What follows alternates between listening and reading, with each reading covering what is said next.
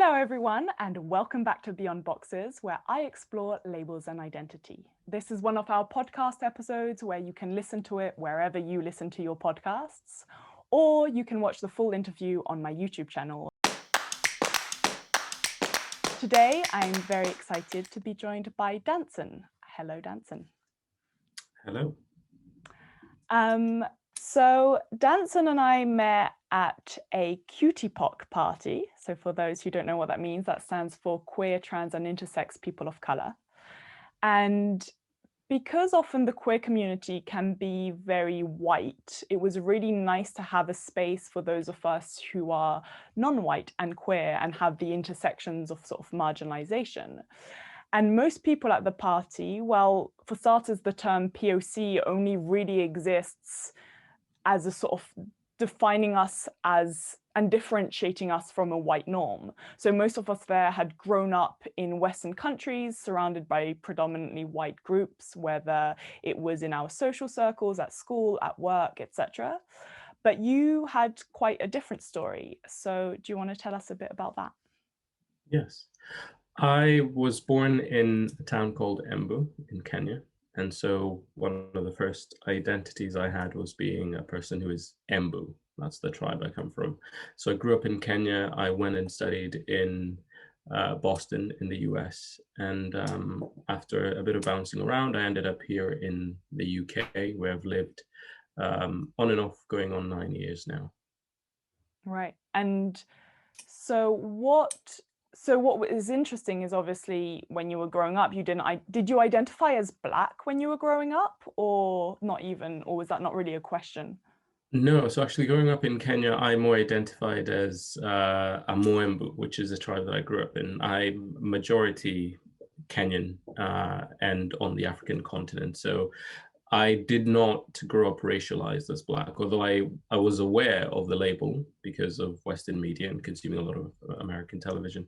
I didn't really realize that that was a category until I was in the US, until I was filling forms and they asked me who I was. So a lot of the forms that I filled up growing up also never had a box identifying race, really. So it wasn't until I was applying to go to colleges in the US, or once I was there, that was a distinguishing factor. And that one, not only that I was used to put me in a particular box, but I could also identify others by who I might feel a closer kinship with, or I might seek to associate more with. And what was that like for you then, sort of identifying as Black and suddenly feeling like a kinship with people that had, that had the same skin tone as you, and that, yeah, what was that like, having that realization and moving to a Western country in that way? What was interesting is that actually when I first moved to the US, I went to Northeastern University in Boston, and there was an African students community, which was distinct from a Black and minority students communities. So there was actually these additional labels, identities that I was told I belonged to, that I was closer to.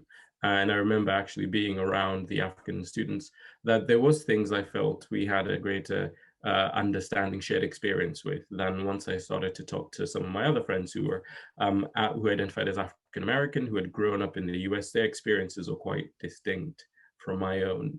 And that was maybe one of the first times that I started to realize that although to the rest of the world I looked a certain way and I was judged as being Black, that I didn't feel what they perceived to be, or that was an umbrella label that actually represented a variety of people. And it's something I had already experienced when I had traveled to Rwanda back in 2011, and I was working there, and I couldn't converse in a shop with a shopkeeper because our languages were so different. But to the rest of the world, we were Black, we were African, we were Kenyan, but actually the diversity that existed was unfathomable, really. And so what I'm hearing is that, first of all, you were an African in America rather than an African American. Correct. And secondly, that the way that sort of Americans grouped you together was like everyone from Africa, whereas in reality for you, you were not only were you not just African, you were specifically Kenyan, and from within Kenya, specifically from one tribe, but yet you were all sort of lumped in together because as Africans in America. Yes, yeah, absolutely. Interesting. And so how long have you lived in the UK, did you say? I first moved to the UK in 2012. I came here to grad school. I followed a sweetheart here, a childhood sweetheart. Then I came back and I've lived and worked in the UK since 2014 now. So going on 7 years. And how long were you in the US for? I was in the US for 5 years. Okay. And Yeah. so can you tell me a bit, because today we hear a lot about the sort of racial tensions within the US, but as someone who's lived both in the US and the UK and in Kenya for a number of years, what have been your experiences of the differences in sort of the way race is treated and perceived in the UK and the US? One of the things that I do recall noticing, and maybe this is a bit more in retrospect, but Kenya has a very large tourism industry. So there's a very upward looking relationship with whiteness, with wealth, because that's where it is more broadly wealth, but certainly also around race, is that the tourists, the white people will come and visit, and they will come and bring their money. That's who we see a lot along the, safaris are quite popular along the coast. So there was that distant relationship and perception of it. But what I also didn't realize is that in all the media I consumed, there was this narrative that was already being sowed. And then when I moved to Boston, my first interactions with my identity and with race were very subtle and weren't evident to me when they were happening. When I started to join these African student communities, or even the African American and minority student communities, I remember feeling that there was something I was lacking in the experience that we should have shared, in the struggle that they spoke of, in the attitudes that they carried. In fact, so much so that I felt othered. I didn't feel like I belonged, because I couldn't understand why the rage they may have carried, because I didn't grow up racialized Black. My parents did not have a conversation with me about what might happen when I might be encountered by police officers. And it did happen on a campus in Boston. And I was in an engineering lab on a floor, and I remember seeing a professor at the other end of the hall, and I didn't make anything of it. In fact, I didn't realize that that's what had sparked then being approached by two campus police officers, who I just assumed it was quite standard and normal for them to be patrolling buildings. But when they came up to me and they asked me who I was, and I had my hands in my hoodie, and they asked me to take my hands out, this all seemed odd, but I didn't recognize it as having been racially motivated, because a white professor had seen a Black boy in a hoodie on an engineering floor, where why were Black boys on an engineering floor? I'd imagine that looked suspicious. So even after that interaction, and when they said, "Oh, we just asking because you seemed young," I didn't understand what that meant when they said it. I didn't understand that they recognized that what they were doing was profiling me and approaching a student who they were told was potentially a threat. And so it wasn't until afterwards that I started to realize that a lot of what those around me that were African American, that were even African, that had grown up in the, maybe have had more time in the US, had that experience of being identified as someone other, and that had a material consequence on their lives, that endangered them every day as well. And it formed that bond, that shared experience, and that continuing to try and reach beyond that. I was one of very few Black students within the engineering departments. And even once I started to pursue some interests that for me would have been fairly accessible growing up in Kenya as part of a middle class. For a lot of my peers weren't, either in my interest in some arts or in some of the hobbies I pursued. They weren't Black enough, those activities, because those were often spaces that were inaccessible to Black people. Yeah. Interesting. So Yeah. what I'm hearing is, first of all, that, you know, because of the fact that you'd grown up in Kenya and then arrived much later in life to the US, that you didn't really feel like you belonged in the groups and the boxes that you were being put in. And that it sounds like, so were there groups of people, were there, that you did feel you belonged to? Um, I I socialized more with um, international. I was in an international student hall, so most of my friends were international students, and then also the engineering floor. So it tended to be nerds and geeks, which is a label in and of itself, but people that were studying the sciences and that were active in sports and activities. But I also did have a group of um, uh, African American friends. I had some Kenyan students as well within the school who we hang out with because of our identity rather than because we had a particular shared interest. I think that was what started to emerge to me. Yeah. So that's really interesting, the way that actually the people you felt closest to were either all the international students, where what you had in common was not really belonging and being different, or the people that you were doing the similar course with and that you felt that kind of nerdiness and geekiness and shared interests with.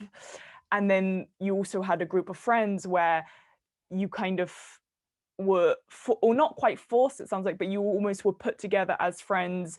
And just because that was it, like, do you feel like you would have been drawn to those kind of people if you weren't in that situation where you were kind of lumped together as just because you looked the same and the way you looked was different to the sort of norm in that situation?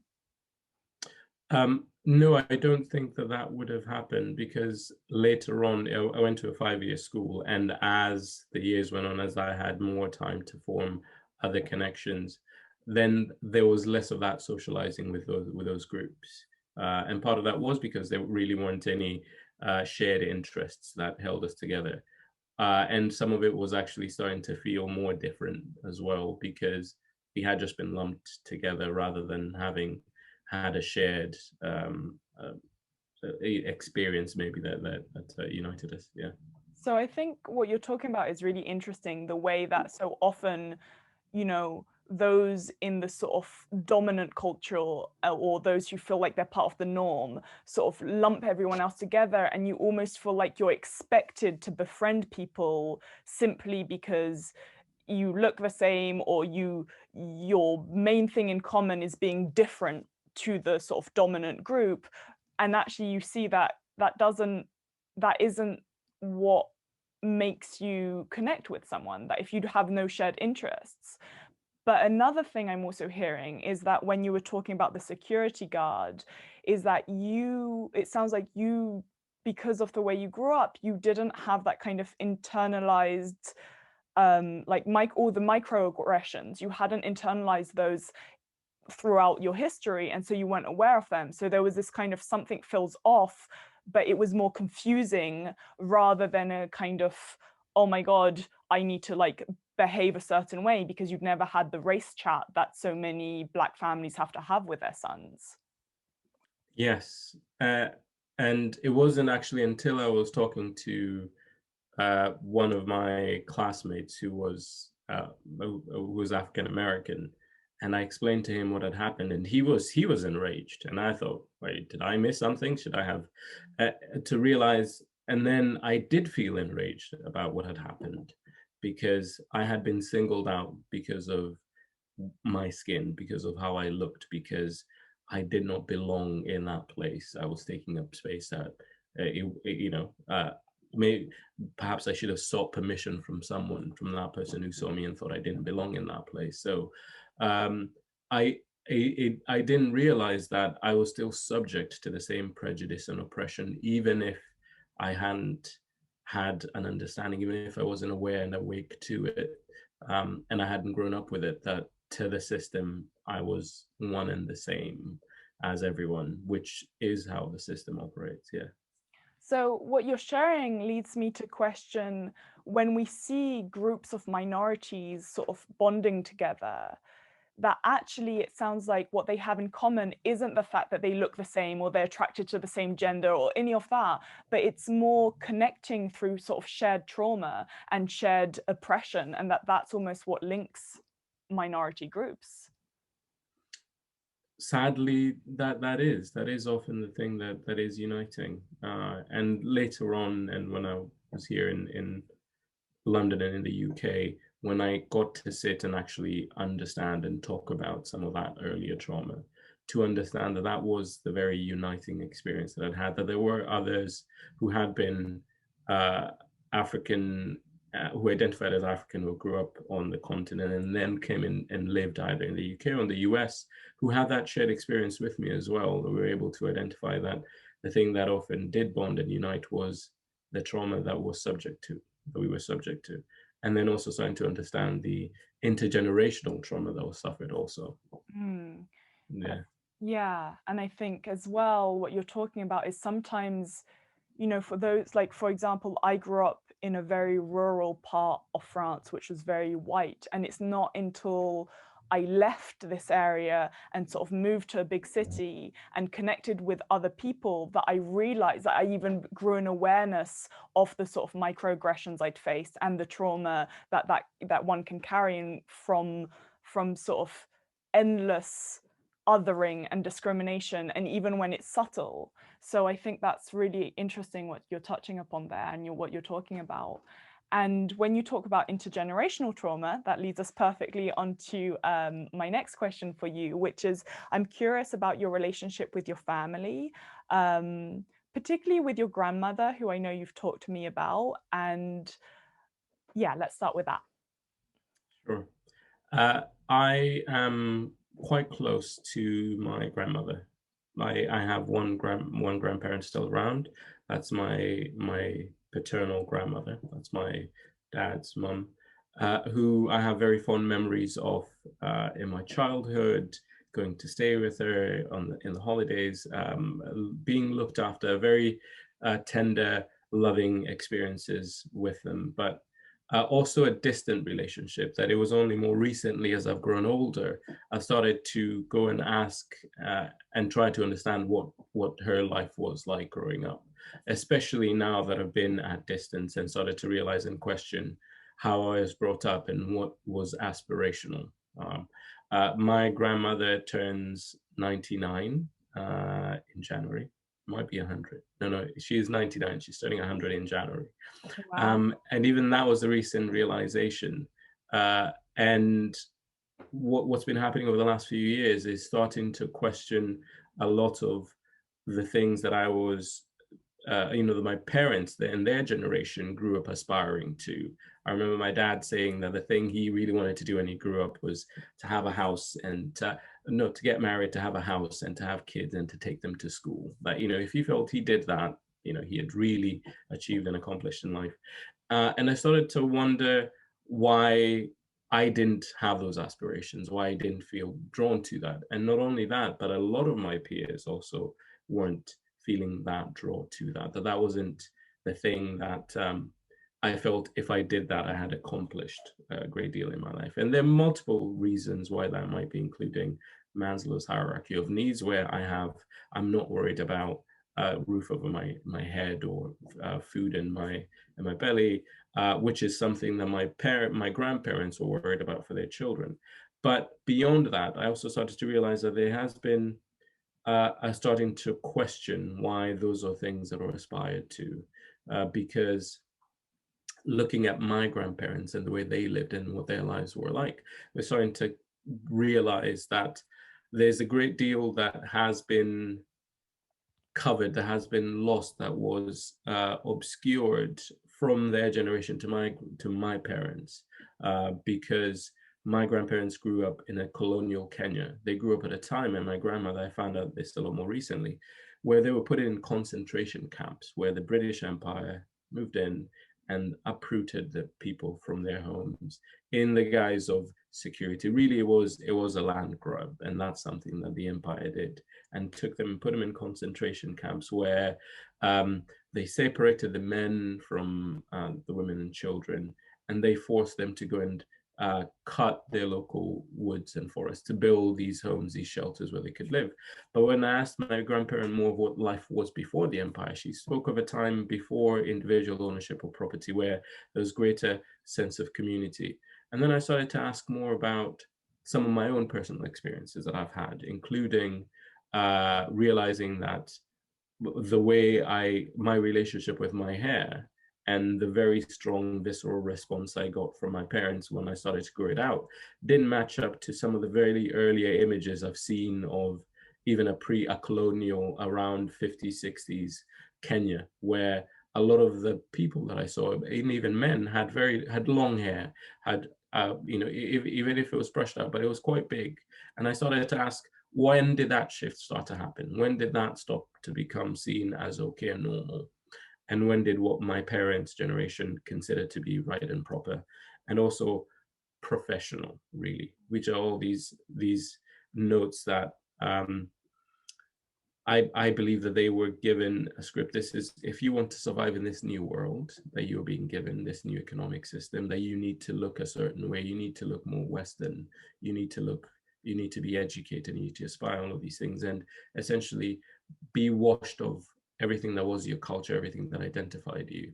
So I've had a very close relationship with my grandmother over the last few years, recording conversations with her, understanding what life was before then. And she told me that upon further questioning, that when she was younger, her hair did look like this. So they did look after their hair. There was a culture, it was a practice, it was an identity that when the empire arrived, they were forced, they were taken from their land and denied a way of living and supporting themselves. And they had to be part of this new economic system, which did not allow time and for the practice of expression of culture, including things like your relationship with your hair, or community, or intergenerational bonding, really, that would have held those communities together. So that's something that's very important to me now. That's something that I'm pursuing both personally and professionally.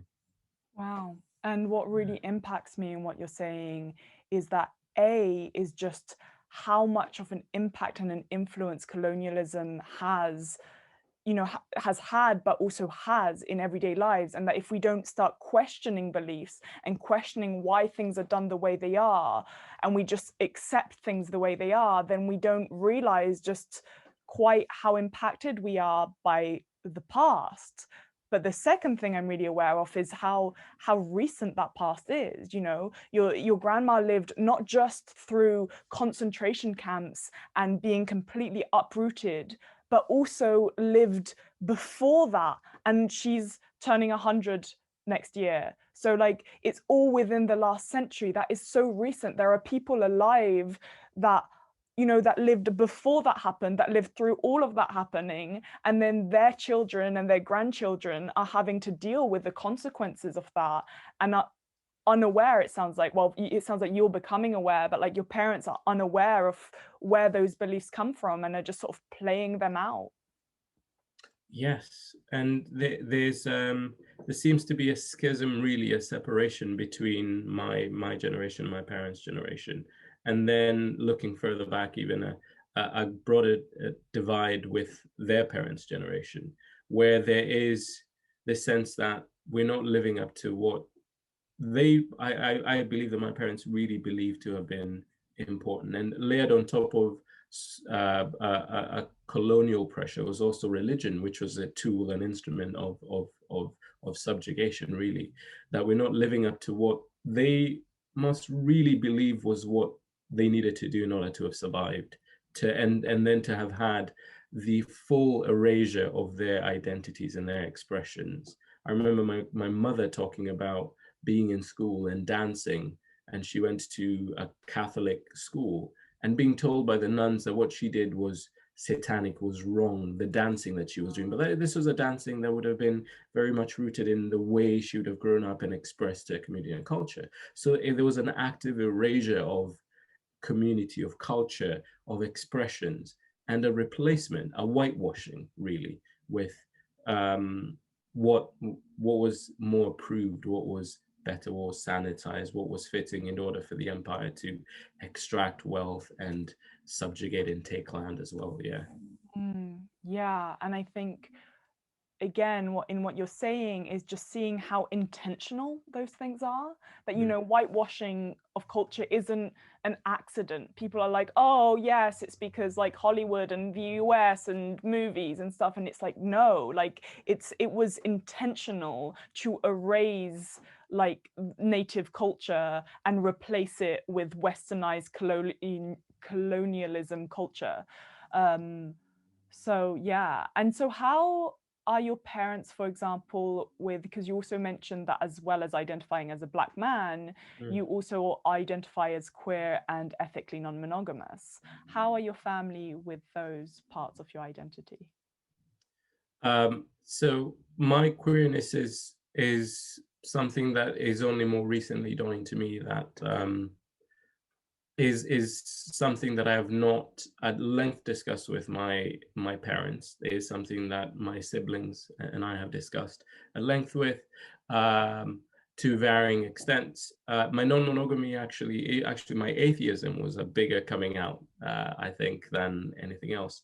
But my non-monogamy was something that my parents did struggle with. They continued to struggle with, because it doesn't fit in the model that they believed I should be pursuing, which is married, house, kids, education.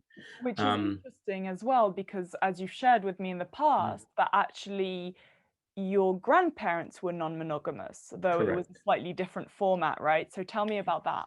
Yeah. So both my grandparents were in a non-monogamous culture, but it was very patriarchal. So it was polygamous, so multiple wives. And I'm curious to see how further back that went in terms of um, in terms of was that a practice 200 years ago? Or was that something that was more recent, especially around the ownership of property? Because I grew up in an agrarian part of the country where you didn't hire people, you had more children in order to farm, to grow, to work the land.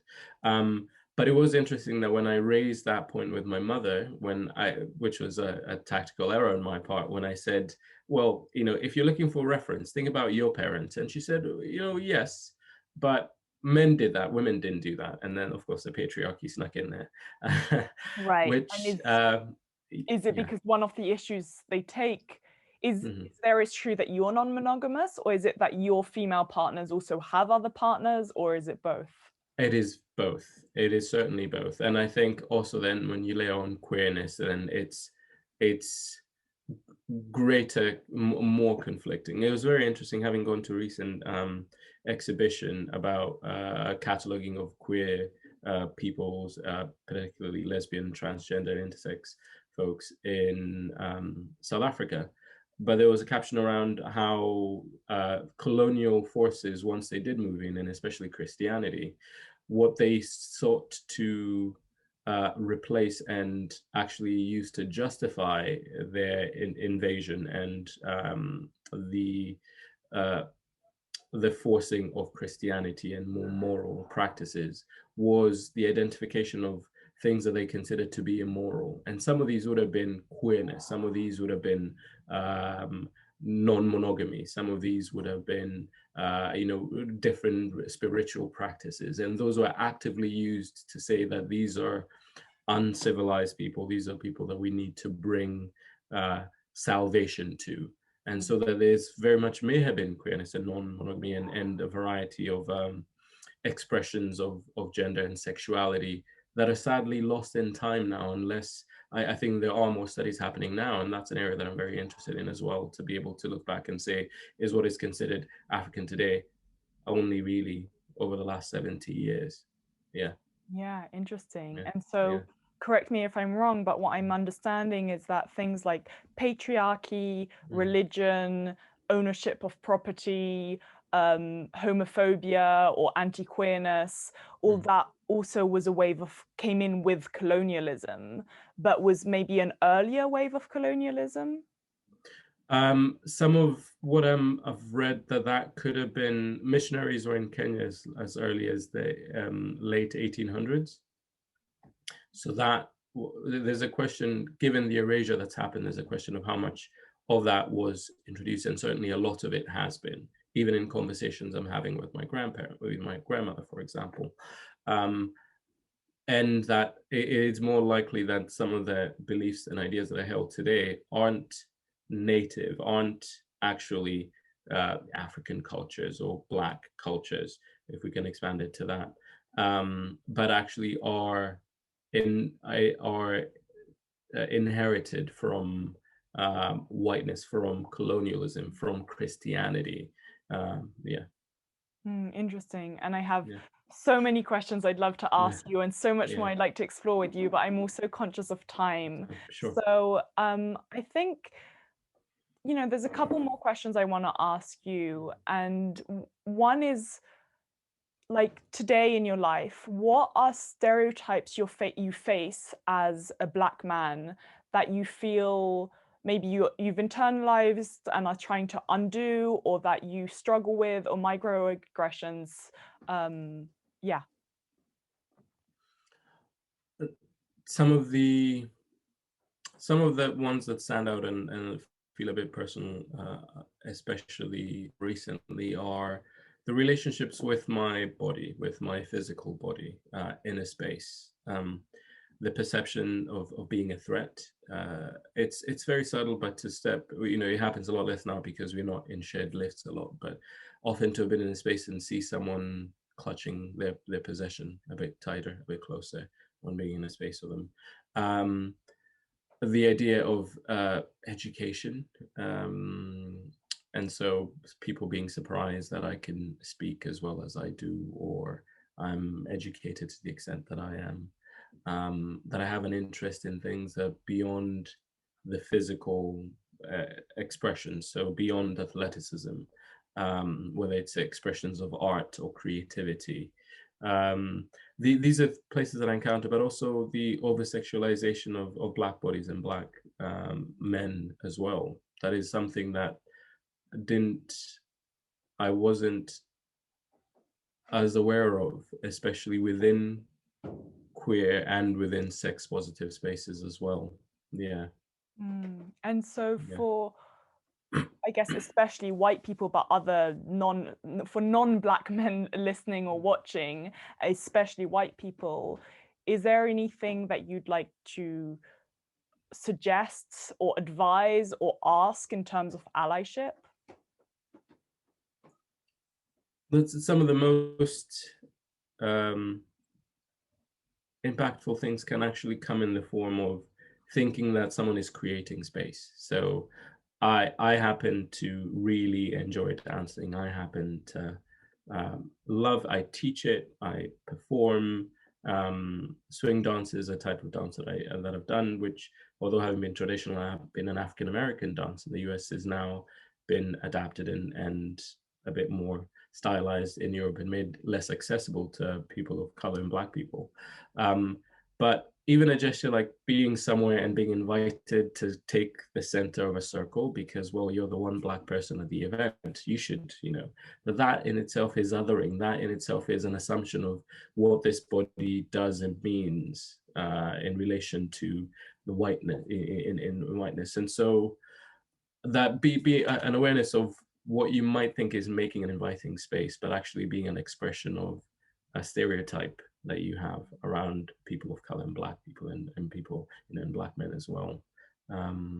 Yeah, those are some of the things that question more the things that you assume that this person that you see would like, and be more inviting of curiosity and bring ignorance, greater ignorance, to actually define yourself. And I'll do the work of catching and being aware of those moments when you try to make an assumption that you must like rap music or you're going to be really fast. They might do all of those things. You might be a great dancer. You must love sex a lot. You know, all these different layers. You must be aggressive. Yeah, all those things are forms of oppression. So it sounds like to sum up, it's like question your assumptions. Don't assume that you know what the person is experiencing or living or is like because of the color of their skin. And if you want to know something about them, like ask or be, in a respectful way, but don't just assume. Yeah. And the number of times I've been around somewhere and someone's talked about some Black performer, musician, or turned up their hip hop music, because they're trying to be more relatable to me. But even that is saying, "Oh, I see you, and I see you're different from me. Let me try and relate to you in this way." That in itself is an othering, is a putting in a box. Yeah. It's relating to you as, oh, Yeah. you're a Black man, therefore you Exactly. must like this, rather than relating Yeah. to you as a human and Yeah. asking you what kind of music would you like, do you Exactly. like? Yeah. Interesting. And so I've started these workshops on power, privilege, and prejudice. And the aim is to really, become conscious of the privileges we all have. And, looking at the intersections of oppression, but also the intersections of privilege, systemic privilege. And so are there like ways that you are aware of privilege you have and ways that you try to be an ally to those from more marginalized groups or more intersections of oppression than you? Yes, there are. I am aware of being male presenting and being man, and the privilege that affords me in the world today. I am aware of the education that I've had, the access to capital and wealth that I have, the job that I have, the physical capacity I have. These are all things that I am aware of, that I continue to strive to bring an awareness of in the world in terms of how that advantages me over others, that gives me better access to well-being, and material wealth and success in the world. Those are things that I continue to try to bring an awareness of, and um, seeking to understand how, from my position of privilege, how I might perpetuate the othering, the disadvantaging of others, the creation of oppression for people across the various other intersections that uh, uh, they are disadvantaged from, and I am in a position of privilege. And so, for one, that is, I. So, for example, in the work that I do, one of the things that I'm very passionate about is creating a platform for more diverse voices, including more African voices and creators, but also more voices that aren't male, that aren't men, that aren't that don't have a formal education, that aren't Christian, that aren't across all these layers of intersection, and make greater access available to them. And that, I think, requires a conscious decision to act in a way that might deny me an opportunity, but that might make accessible an opportunity to someone else, because that is the world that I'd want to seek to create, really. Yeah. Yeah, and I like that to create a real inclusive society, sometimes it means we're not prioritizing ourselves and working solely on the individual, but looking at the bigger picture. And sometimes it means stepping aside to make room for someone else who might need the opportunity more, or whose voice isn't represented as much. Correct. Yes. Yeah. So my final question then to you is, how do you go beyond boxes, Danson? How do I go beyond boxes? Well, I suppose that where to begin. That growing my hair out is one way that I've gone beyond boxes. I get called Rasta very much, and that in itself is a label, because I am neither Jamaican nor from Ethiopia, nor practice the cultural religion of Rastafarianism. But I choose to try to express being a Black man that looks as I do today, that is more colorful, in my expression is not expressing simply what is expected as aggression in masculinity and strength, but also in softness and in tenderness and compassion and in care. Creative is something that I never imagined that I was, that I can be artful, but that's another area that I'm seeking to do a lot more of.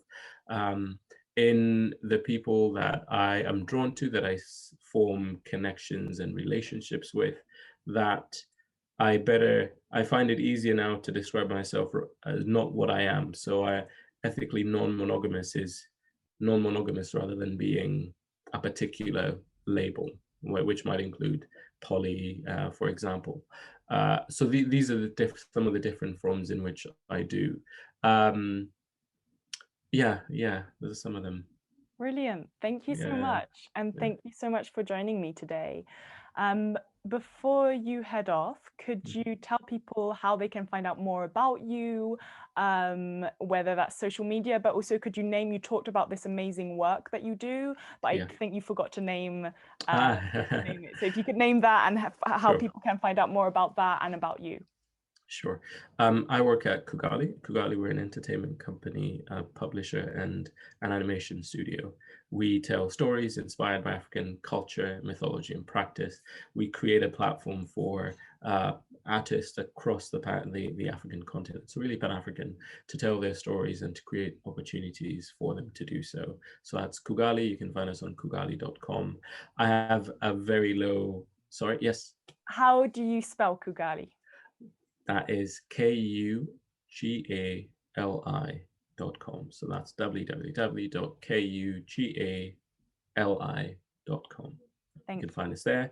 Find a diversity of comics. We have an animated series coming out on Disney Plus next year.